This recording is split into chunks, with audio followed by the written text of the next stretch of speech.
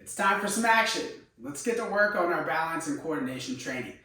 Before I get started today, I want to make sure that I reiterate balance changes over time. It's a longer term goal. It takes a lot of time to reestablish neural pathways, firing muscle fibers that haven't worked in a while, to open up those lines of communication, and then to practice and see true adaptation and hopefully mastery one day of neural control and just overall coordination, smooth, steady, strong movement throughout your day. So give yourself time and be graceful. We're going to get started with our warm-up. Very simple. We're going to start in a good standing postural position, as we know now.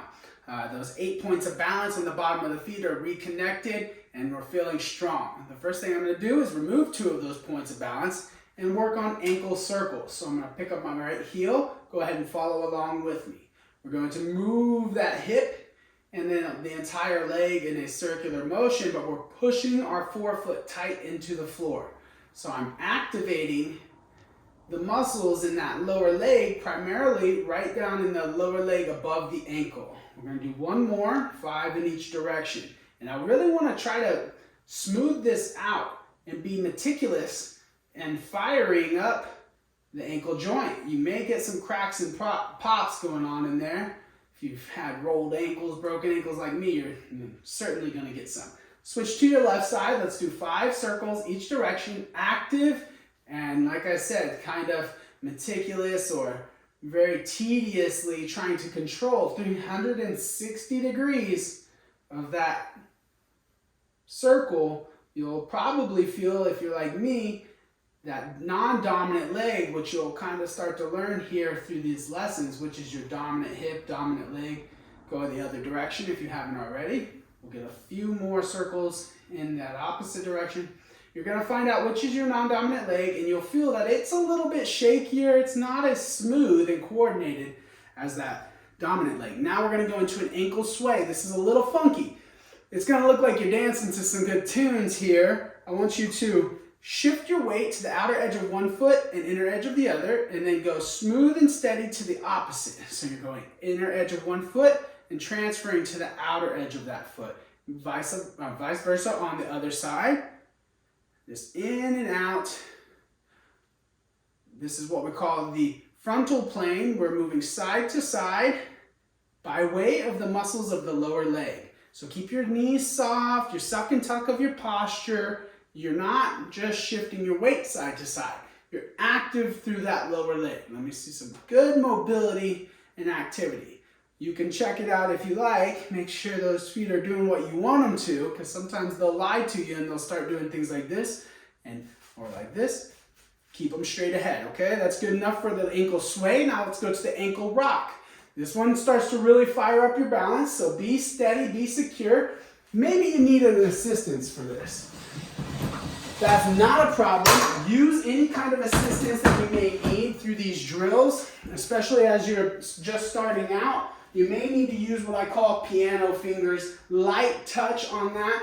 To begin, we're going to go with that ankle rock now. Let's begin by shifting our weight back through our heels. We bend our hips a little bit, and then we come up on the toes. Yeah.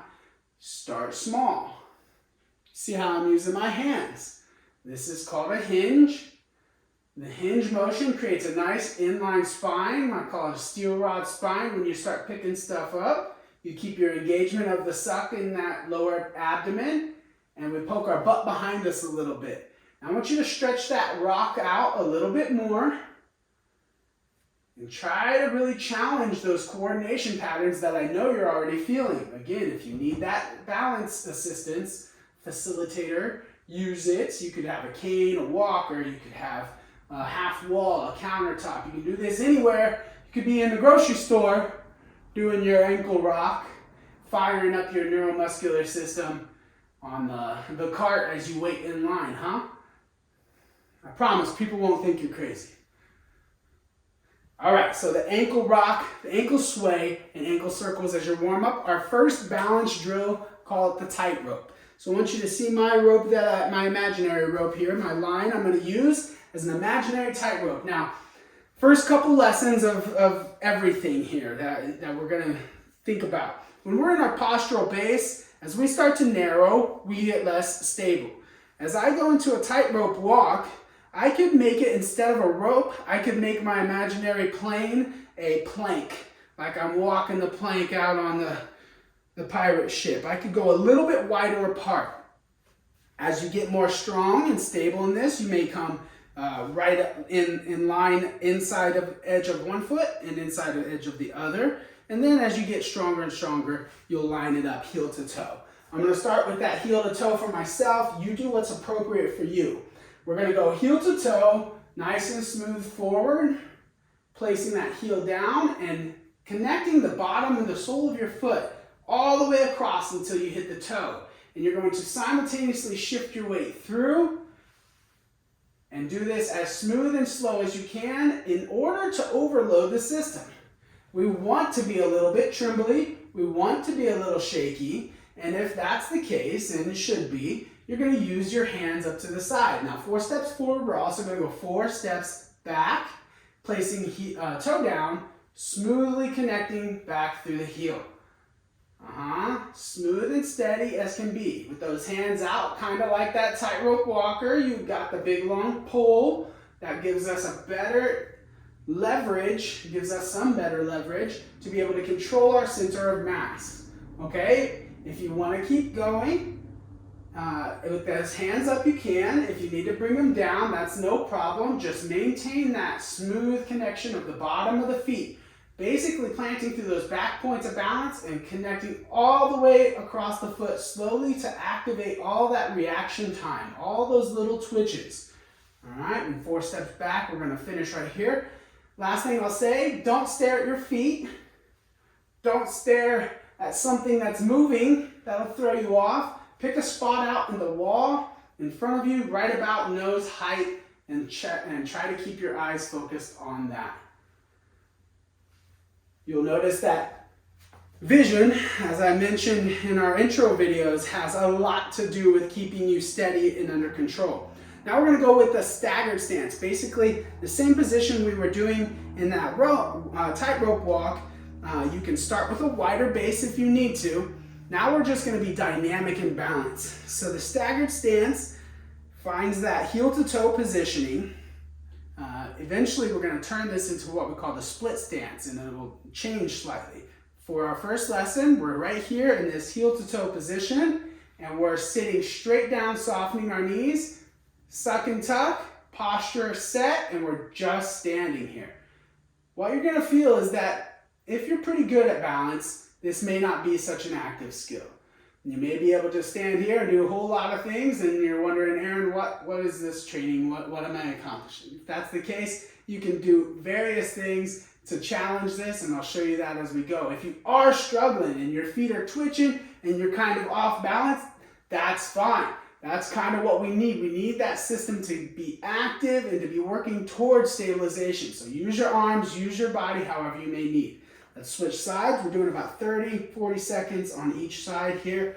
So get heel to toe, whatever is appropriate for your progression right now. If you're really pretty solid on this, you're going to be lined up straight heel to toe like I have here. Sit down, soften it, suck and tuck, everything in good posture.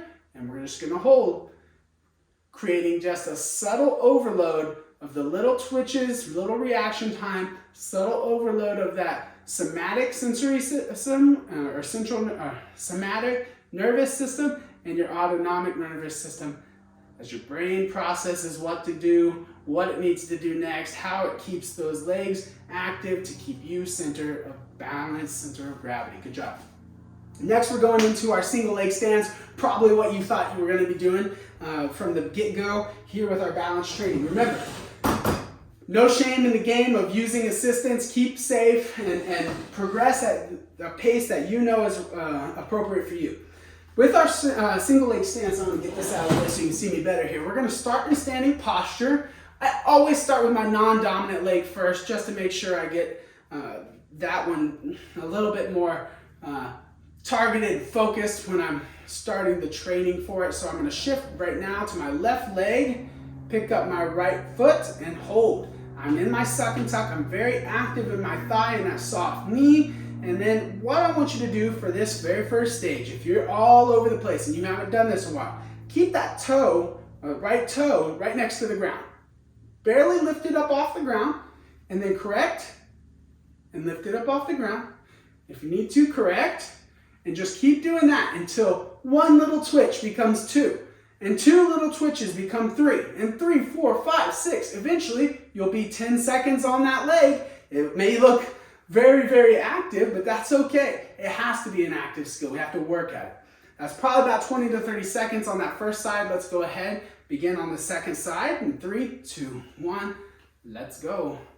Pick it up, hold it tight.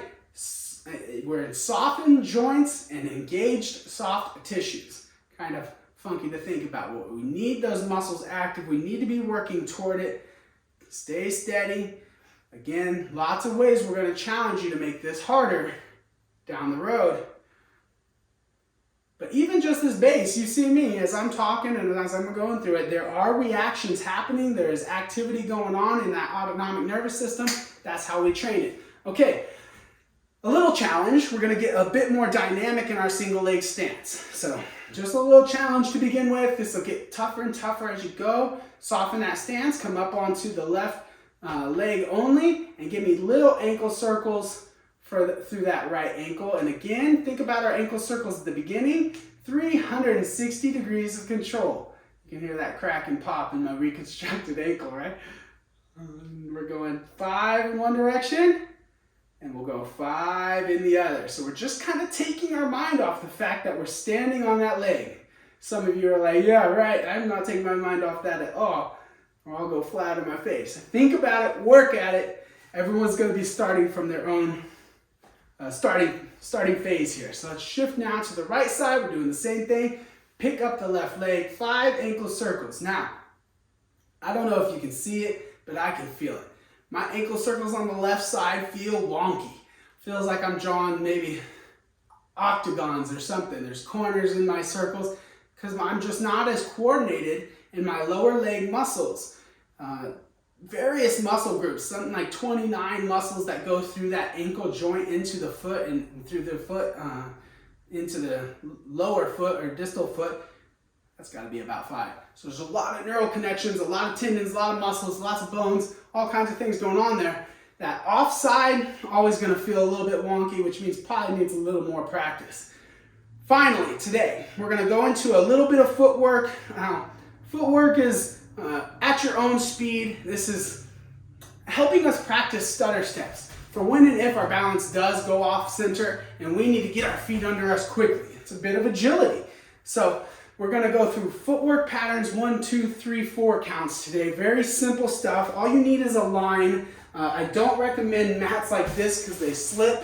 So I would really just recommend something like the line of the wood laminate that you can see here. So those are great lines. They don't move, but I am going to use my mat today because we're going to go start nice and slow.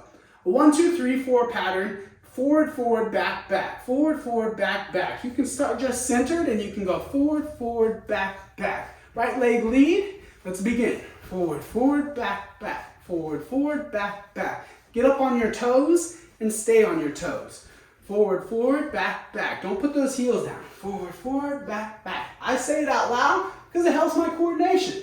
I may count it out loud. 1, 2, 3, 4. 1, 2, 3, 4. And as I get better at it, I don't have to count it so much. Just have your elbows bent, your arms kind of moving naturally right now. We're going to pick up our pace if we can. But if you can't, if you want to stay nice and slow for now, that's totally fine. All depends on your state of health, your state of conditioning. And we're going to go for 5. Forward, forward, back, back. Very good. Now let's go to the left leg lead. Forward, forward, back, back. Left leg starts it. You feel that it's kind of a funky feeling. Now that you've been doing that one side leading the whole time, that motor pattern got ingrained, and it was probably a little funny to start with the other side. You may, again, feel that from time to time through those dominant legs, dominant hips, that there's just, for some reason, it doesn't feel the same side to side. We're almost there. We're going to go 10 seconds more. And we got a good 15 minutes in on this first training routine. Remember, Give yourself time to analyze how your body adjusts and how it reacts to this. If there's some soreness, give yourself some good time to recover, but practice this as frequently as you can until you start to master this level of the training. Great work.